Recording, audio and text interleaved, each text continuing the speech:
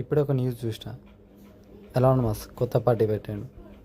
Party పేరు America party అది పెట్టాడు అమెరికాలో.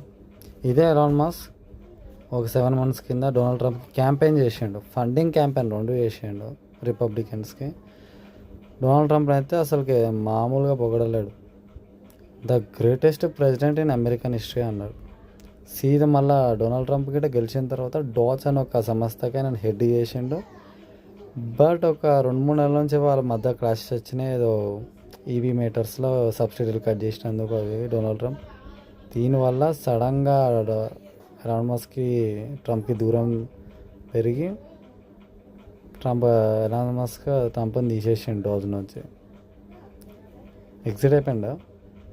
లాస్ట్కి చూస్తే ఏమో ఎలాన్ మస్క్ ఏమో కొత్త పార్టీ పెట్టేసిండు. బికాజ్ ఆఫ్ వాళ్ళకి పడతలేదు. రీజన్ కూడా చేయవచ్చు డాచ్కి. ఇప్పుడు దీని గురించి మనం అర్థం చేసుకోవాలి ఏంటంటే ఎప్పుడు ఎల్లకాలం ఉండటంలోనే ఉండలేరు. ఎందుకంటే ఎప్పుడు ఏమైతే తెలియదు. ఇప్పుడే మనుషులు కలిసిపోయినట్టు ప్రాణం ఇచ్చేటట్టు ఉంటారు. సడన్గా 2-3 రోజులనే వాళ్ళు మారిపోతారు. బద్ద శత్రువులు అవుతారు.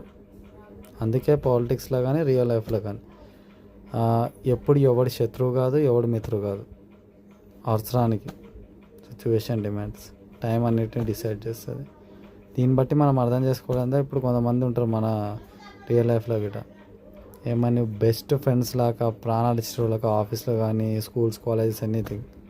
వాళ్ళంతా మంచిగా ఉంటారు కానీ వాళ్ళు కొన్ని రోజులే మళ్ళీ చూస్తే వాళ్ళ మీద వీళ్ళకి చెప్తారు. వాళ్ళకి విడిపోయి మళ్ళీ గ్రూపులు కడతారు. అట్లా ఉంటుంది.